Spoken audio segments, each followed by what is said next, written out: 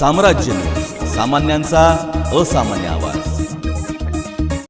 भाजपाचे आमदार अतुल भातखळकर आणि राष्ट्रवादीचे नेते शरद पवार यांच्यामध्ये पत्राचाळीच्या भ्रष्टाचारावरून वाद चांगलाच रंगलेला असतानाच राष्ट्रवादीच्या महिला प्रदेशाध्यक्ष विद्या चव्हाण यांनी गुंड प्रवृत्तीचे केंद्रीय गृहमंत्री असं म्हणत थेट अमित शहा यांच्यावर निशाणा साधला।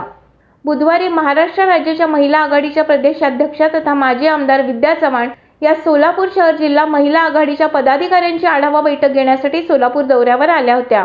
महिला आघाडीच्या आढावा बैठकीनंतर माध्यम प्रतिनिधींशी बोलताना आमदार विद्या चव्हाण यांनी एका प्रश्नाला उत्तर देताना गुजरातमधील बिल्किस बानो गुन्ह्याचा दाखला देत थेट केंद्रीय गृहमंत्री अमित शहा हे गुंड प्रवृत्तीचे आहेत, असे लोक मंत्रिपदावर असतील तर काय न्यायाची अपेक्षा करावी असं म्हणत आमदार विद्या चव्हाण यांनी केंद्रीय गृहमंत्री अमित शहा यांच्यावर निशाणा साधला।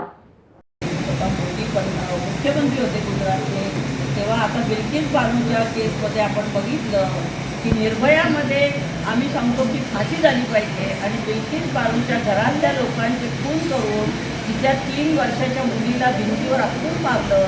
बिल्किस बानो आणि दुसऱ्या त्यांच्या घरातल्या कुटुंबातल्या महिलेवरती बलात्कार केले, अत्याचार केले। त्यांना 15 ऑगस्टला मोदी एकीकडे भाषण करतात की महिलांना त्यांचं न्याय मिळाला पाहिजे आणि दुसऱ्या दिवशी गुजरातमधले बिल्किस बानोवरती ज्यांच्यावर बलात्काराचे आरोप केले होते, ज्यांना संपूर्ण लाईफ टाईमची प्रिझनमेंट झाली होती, त्यांना सोडून देण्यात आलं। नुसतं सोडलं नाही, त्यांना हार घालण्यात आले, त्यांना पेढे भरवण्यात आले। हा महिला जी या इथे सगळ्या महिला बसल्या त्यांना विचारा की हिंदू असो मुस्लिम असो, महिलेचं शील, तिची इज्जत हा तिचा धर्म असतो। त्यामुळे अशा लोकांवर जर गुन्हेगारीचे आरोप होते ना, रोज आलेले आहेत 2002ला, आणि मग अशा लोकांना जर आम्ही गुंड प्रवृत्तीचे म्हणतो तर त्यात चुकीचं काय?